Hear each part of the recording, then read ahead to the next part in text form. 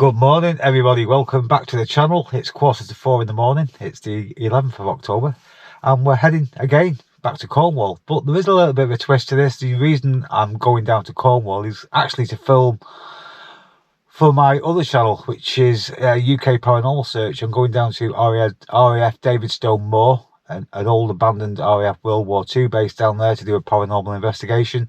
But then I was thinking, well, if I'm filming for that channel and I'm going down to Cornwall, I might as well film for this channel as well. So I don't know what's going to be on this video. I say we're going down to Cornwall, but my main reason is the paranormal investigation. But I thought, well, I've got 3 days there, so in this video I'm going to cram as much stuff in as I can to bring you of Cornwall. So hopefully I want to go to Boss Castle at one point, show you all around Tintagel. But definitely in this video I'll show you where I'm staying and the hotel that I'm staying at. I'll show you my room as well on this video. So I say, if you want to go and check the other channel out, it's UK Paranormal Search. It's a channel where I go to all these most haunted places in the UK. A lot of the time alone, where I go into these buildings and generally just bring you the truth. It's nothing like the TV. I honestly just bring you the truth of my thoughts and feelings when I'm in a haunted building. So if you want to check that channel out and subscribe to it, I'd really appreciate it. And what I'll do, I'll put that description of that channel in the description of this video. So I'll put the link in with this video. So I say it's going to be about a 6-hour drive again. The weather, it looks like it's rained a bit, to be honest. It's supposed to be quite dry today, but I'm not expecting much rain. We might get a few showers along the way, and I just want to get past Birmingham really before the rush hour. So I thought if I set off now, my scheduled stops are Streatham services on the M5. I don't really want to be stopping before then unless I have to. I'll probably stop at Taunton Dean, and then I will probably stop at Oakhampton, which is just like a garage, but it's a cracking little service station, to be honest. It's a really good garage and some of the stuff's pretty cheap in there as well. So I'm going to head off now, get started, get on with the journey, and I'll see you later on in this journey. As I said, I don't know what's going to be in this video, but we'll just play it by ear. So I'll see you sometime later on.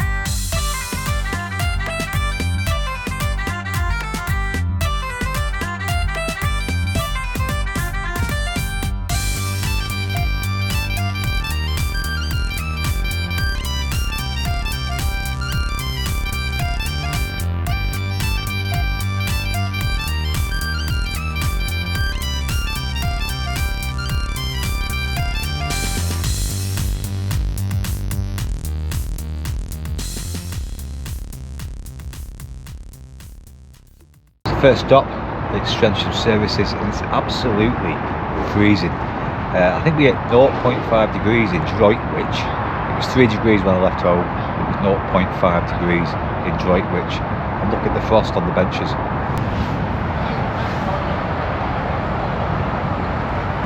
Well, I didn't know whether to set off early or just go in the day, but the way the M6 has been, it's been absolutely horrendous just lately. So I set off at 3 o'clock, hoping to miss the traffic at Birmingham, which I have done. And I knew there was a road closure on the M5, and when we got to Birmingham it was trying to take me off at Bromsgrove, but luckily it did change and it said the road was now open, so I've saved another 30 minutes on my journey. So I'm just going to chill out here now at Streatham services. Yeah, I'm in no hurry now because it's about 7 o'clock, so I don't really want to wait Bristol. So I'm just going to chill out here, and the next stop hopefully will be Taunton Dean. Now time for some brekkie.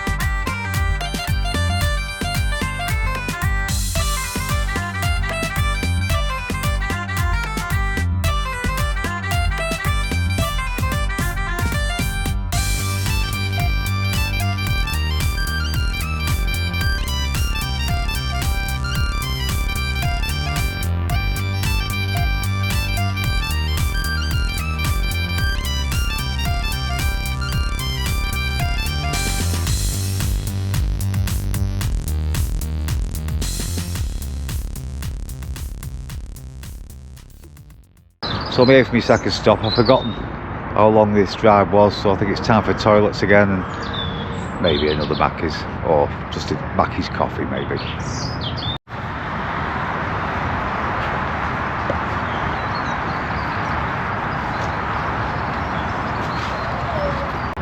Well, it just had to be done, didn't it? I need something to keep me awake.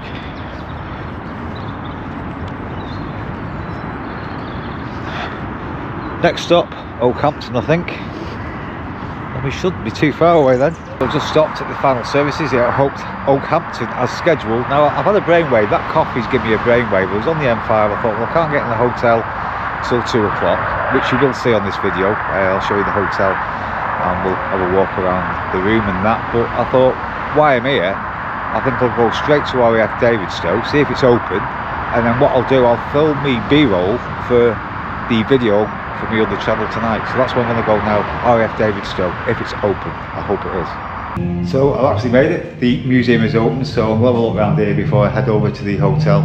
I'll say I'm coming here tomorrow night to do this paranormal investigation, so I thought, great time to come and do it and get some B-roll for tomorrow.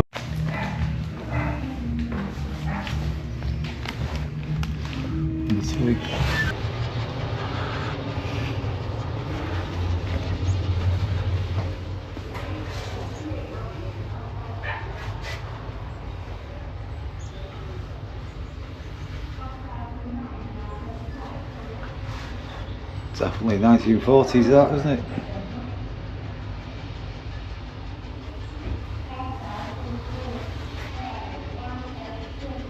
Only one spooky place in the dark tomorrow.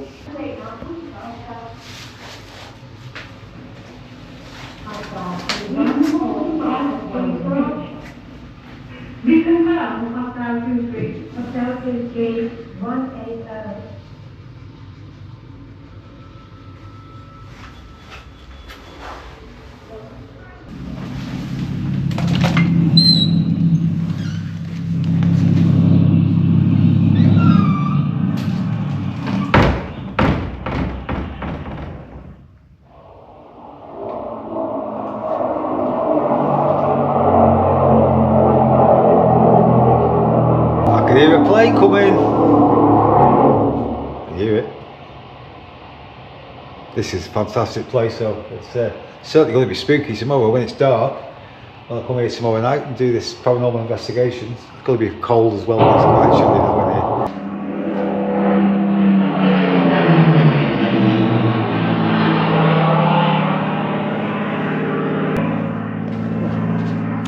That must be the old RAF, where they used to coordinate the aircraft. It's not that, obviously it's not that building, but it's something what they look like in the control tower in this day.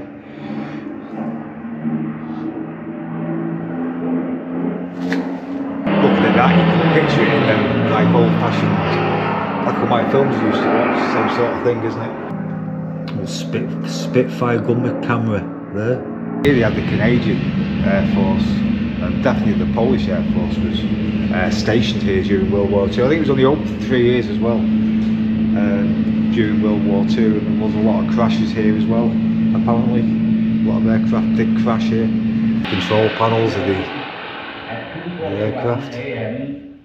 At General Eisenhower's headquarters, German land, sea, and the air force. They're all volunteers at this place as well, which is absolutely fantastic. It cost me £7 to get in. I think it's £4 for children, so it's not that bad really. I thought it was quite cheap.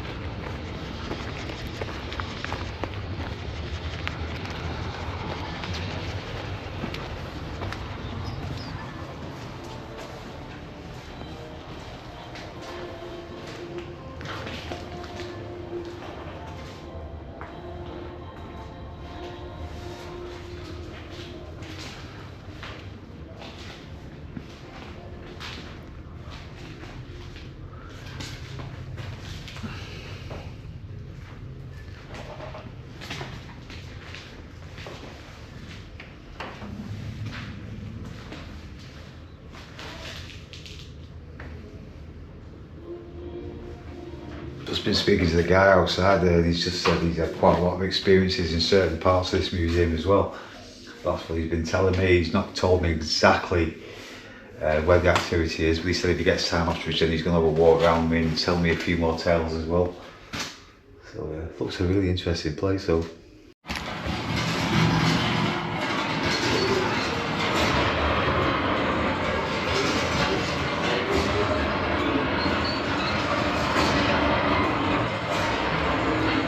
Pomp and ceremony.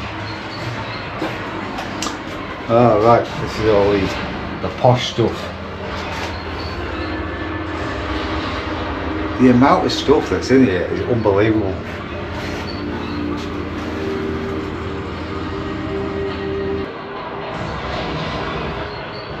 I think we know who they are. It says tattooist, but I think he may have done other things, maybe. So this is the officers' mess we're going into. Officers' mess.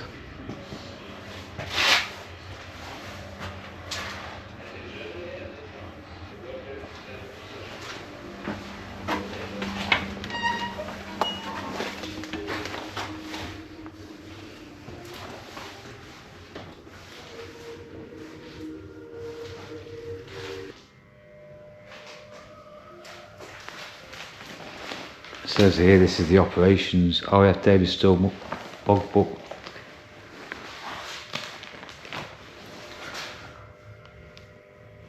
What this says in here, August the 9th. Non-operational 282 squadron. Weather fine to fair, fog towards midnight. Visibility good, becoming pouring fog. Winds light at variable. Gas exercise, personal details for gas training for weeks 7 to 14. All this stuff in here, all this history of operations and weather. How amazing that is. All these different log books. I'd love to have the time to actually go through all these books. Just looking there, September the 13th, it's 0850, it says empty lifeboat, airborne type, sighted. Rear gunner sighted dinghy, 5 miles distance.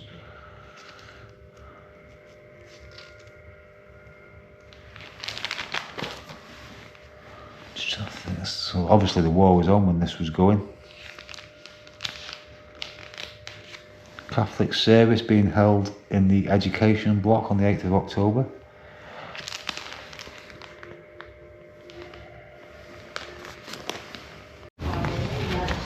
So you can see that it just says on here all items in this display were picked up on World War I battlefield by one man walking the potato field after the harvest. It was all found in the potato field. It's just unbelievable. Imagine how much stuff is actually still under the ground.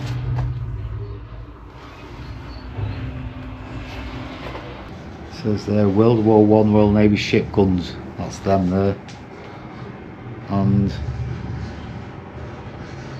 they were recovered in fishing nets off the Newlyn trawlers, one of them in 2015 by the Elizabeth N, and it was donated by the crew with the consent of the receiver of wrecks. So they were actually found in the shipping net.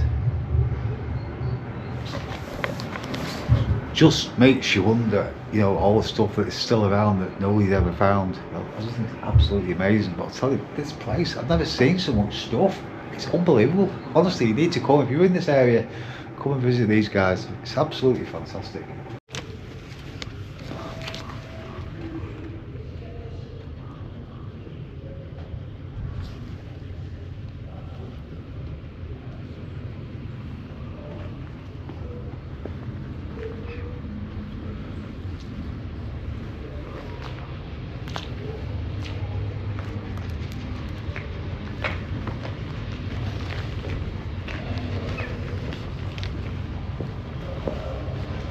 I'm going into the hangar 10.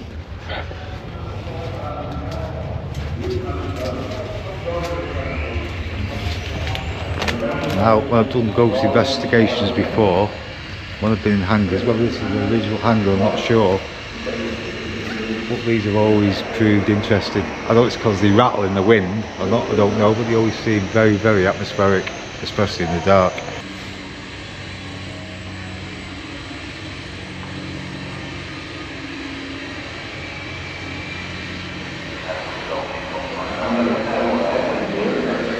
I could have sworn I've just been touched on the head. Thought there was some water dripping from the ceiling. I'm sure someone just touched my head. Now that's a Hawker Hunter jet now. I'm sure one of them crashed actually in Tintagel. I'm sure it did. And the station commander, R.S. Morgan, came and did the honours for us. There's more in the medals there. We had various people come up here, so she met the station commanders and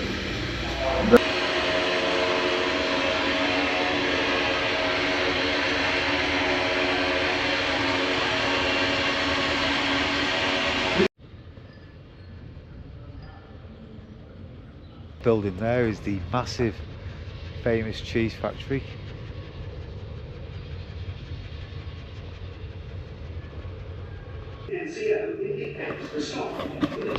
So if you're into the war and you wanted to read everything, it'd literally take you all day, seriously. It would take you all day to read everything. If you're interested in every little piece of memorabilia, every little artefact, you'd be here a day, 2 days. And they've even got a nappy here where you can go and get your own tea, coffee, hot chocolate as well. Unbelievable.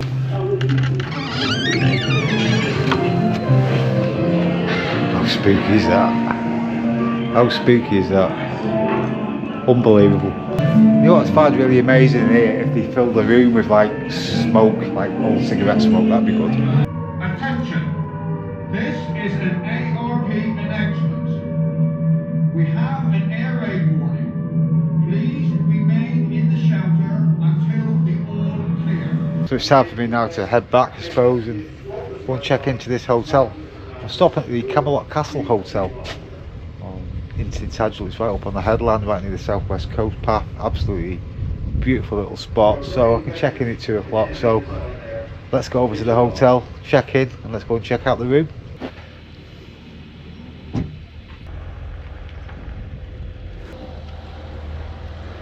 I'm here at the hotel, so let's go and check in.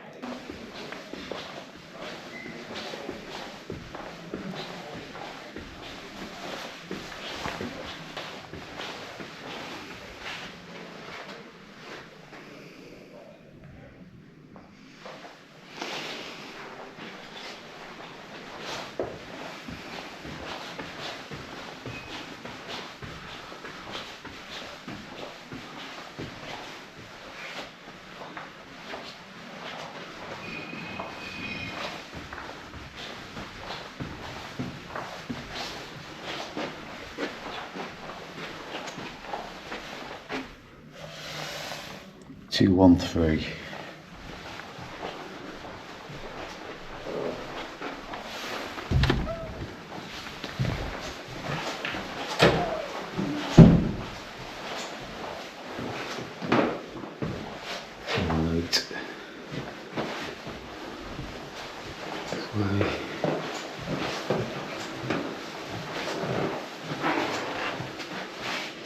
Two, 6. 214, must be down here.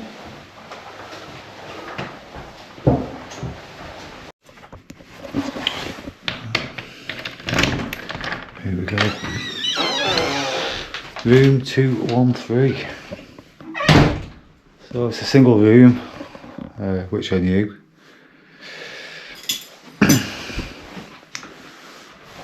The view is one view.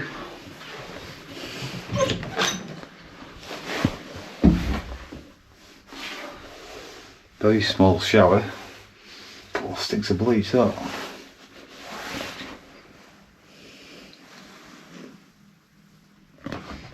It's tiny. Well, I knew it was going to be tiny, to be honest, for what I paid for it. It's cost me £280, I think, for 4 nights here. Yeah, it's just a basic room, nothing special really, to be honest, but do me.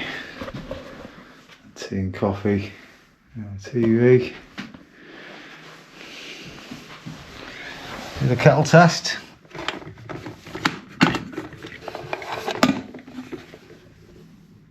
Nice and clean.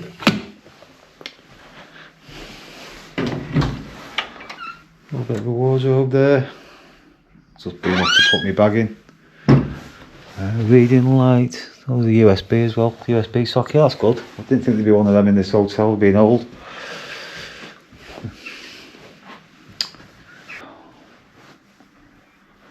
And basically, that's it. View of the car park there.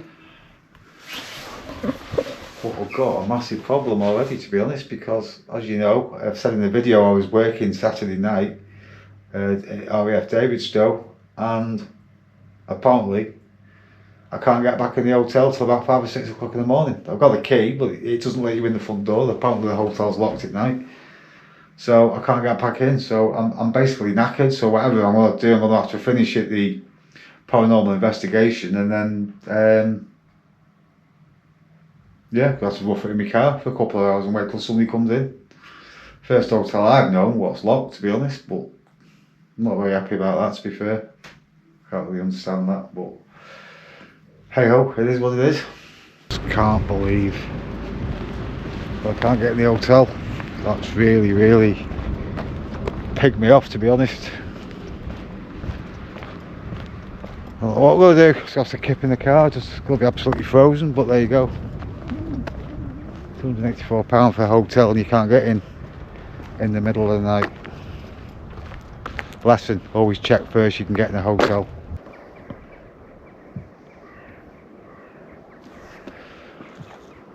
Show you a quick tour, a quick walk round of where I am. Just walk around the hotel.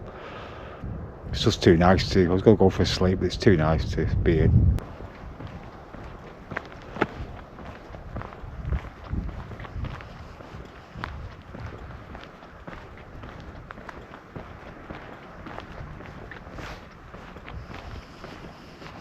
Well, it's nice. I'm just going to have a walk down the southwest coast path. I'm not going far. Just going to check it out and see what there is. It's right next to the hotel, literally.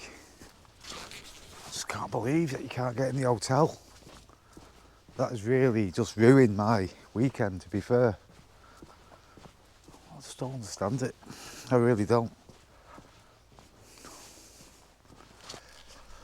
Lady's just passed me. She's coming up this way. She said I need some oxygen. So I'll probably be like that myself coming back. So I'm not going far. I'm just going to. It's just so nice. It's really so warm. I just have to forget about the hotel now, because I know it's a basic room, but I'm not really impressed with the room that much either, but it's the way it is. It's a bed. Yeah. If I had the choice, would I have done it? Probably not. I probably would have gone. I was going to stay in the Wellington Hotel at Boss Castle, but it was a little bit too expensive, unfortunately. I did look at there first. It was cheap, and then I went to put it back on the internet to book it, and it gone up like most stuff does. This is a quite steep path, this, to be honest. It's pretty dry, considering I imagine they've had loads of rain.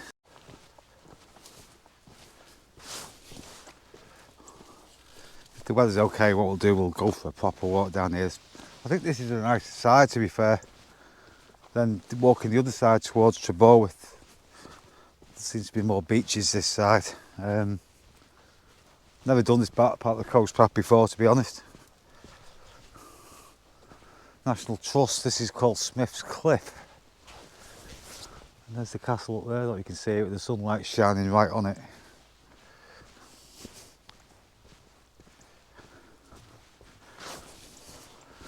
But yeah, had a busy day really. So I've been up since 3 o'clock, so I had 4 hours sleep last night. And I used that time, as you know, to go and film down at Davidstow.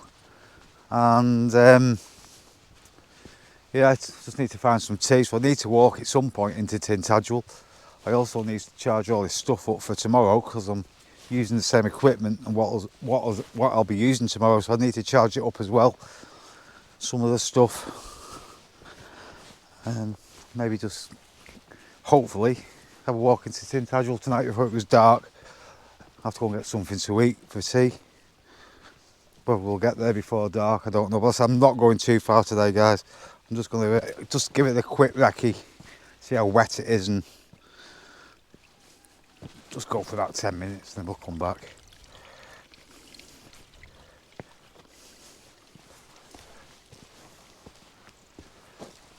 Just go over that to that headland there. There is Merlin's Cave. I'm not 100% sure where it is. Or I'm not even sure if you can actually get to it without having to pay to go into Tintagel Castle. But I'm sure there's a way of getting to it at low tide. But I'm not really sure, to be honest. But the path's pretty dry, to be honest. Sea's very calm, very blue. Typical Cornish sea.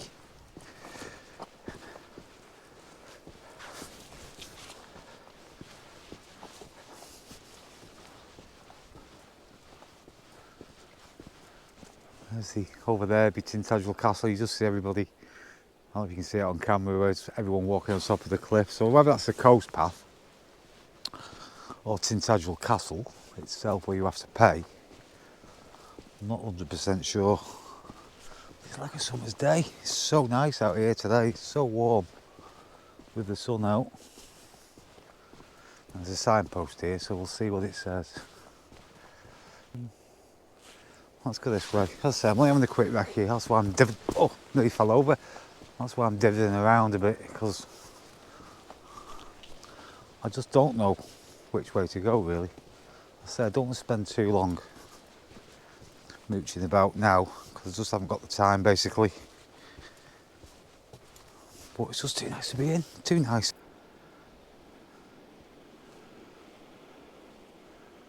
There's these steps going up the southwest coast path. I'm not going to tackle them now, to be honest. So I just haven't got the time. So I'm going to head back and go back maybe a little bit the other way, just see what there is. So yeah guys, word of warning, if you're ever working up in this area, don't book. If you're on nights, don't book the Camelot Castle Hotel. Because you finish at 4 o'clock in the morning, you won't get in. I can't get over it. It really is playing on my mind now.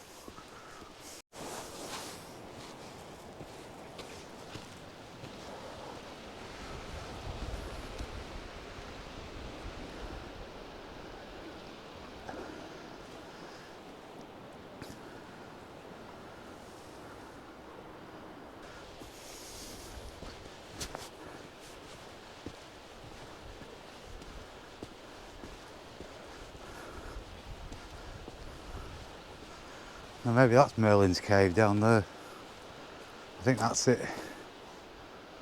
Or whether you can gain access to it, I'm not really sure, to be honest.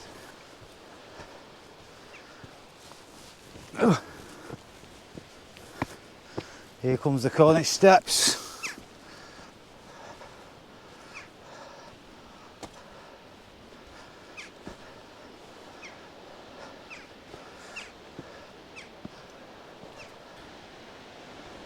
So we could walk into Tintagel that way up. There's a steep walk, but I'm sure I'll manage it.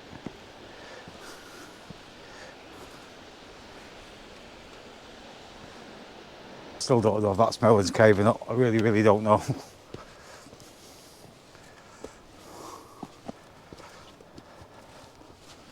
So I'm just trying to cram everything in as much as I can really. why I'm here, because I haven't got much time. I don't know if the weather's going to turn either. Monday doesn't look that brilliant now. After them saying it's going to be nice and sunny, it looks like there could be a bit of rain now.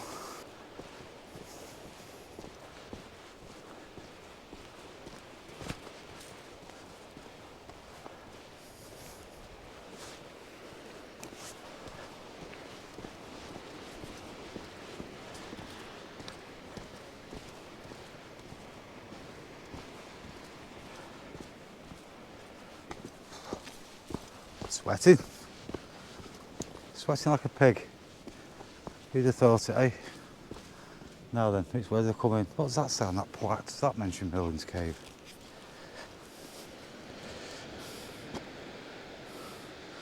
Not a word.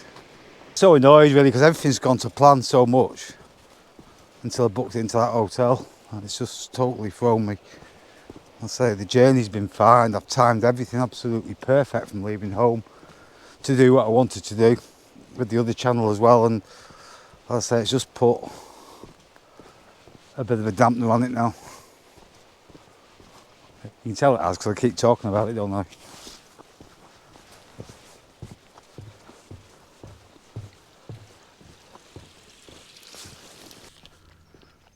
Look at that view.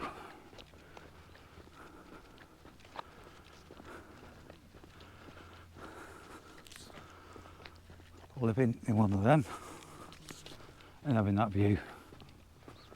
Lovely. Just walking down now from the road from the hotel. The village isn't that far, you just go down this bend and it leads you straight to the village, so I'm just got to see what's there, see what there is to eat, just check it out in case I need anything.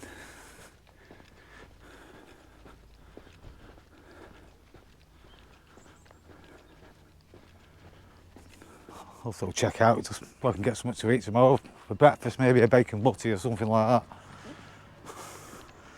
I fancy a pasty, to be honest. It's just like a summer's day, there's not a cloud in the sky hardly. It's so peaceful, very light winds as well. If it stays like this, it'd be nice.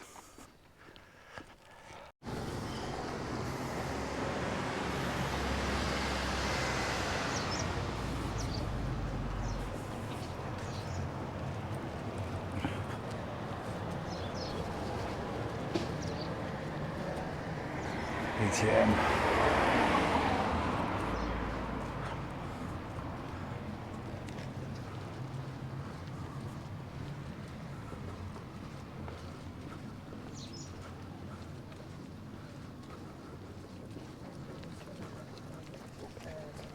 Holiday home. Sorry, the holiday home. You get the two bibs.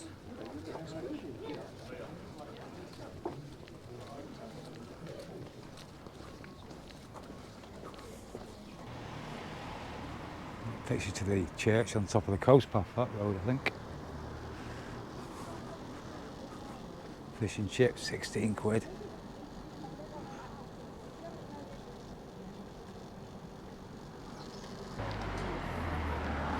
Looking for another pasty shop, there must be one somewhere.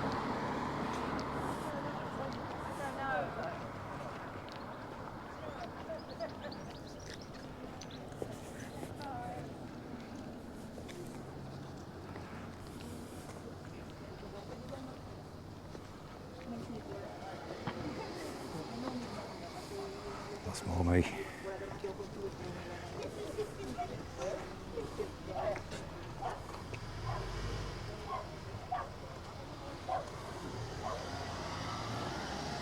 It says open, but quite clearly it's shut.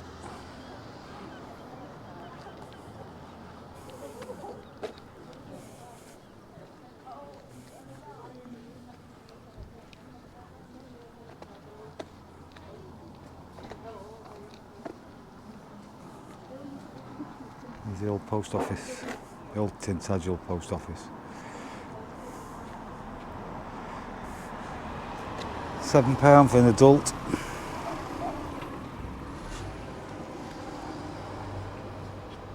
Family of 5, 20 quid more or less. Cheap.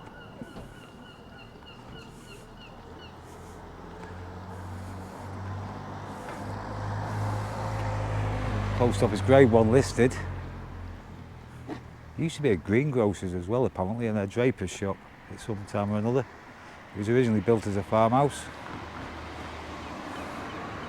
Its last commercial use was a post office, as far as I know.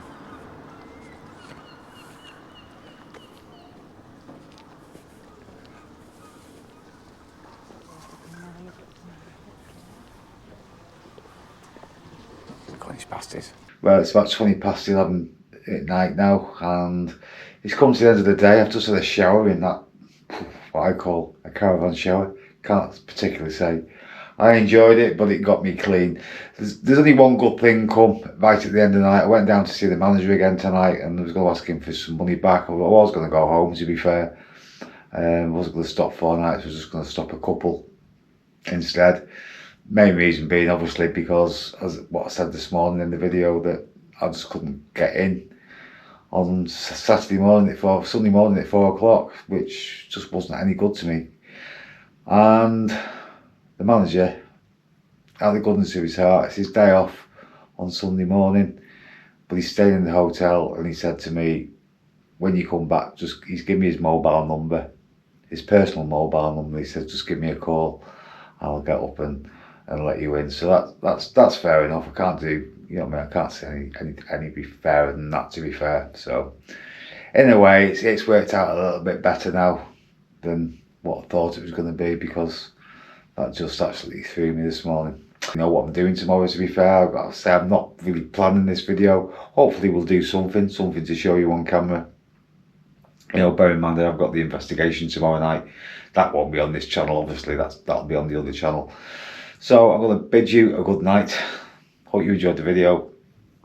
Sorry, I was a bit moany in this one, wasn't I? And yeah, maybe my footage wasn't as good as it should have been. I think it's because I just lost interest in everything, to be fair. So hopefully see you tomorrow, and let's have a better day then. See you tomorrow. Bye.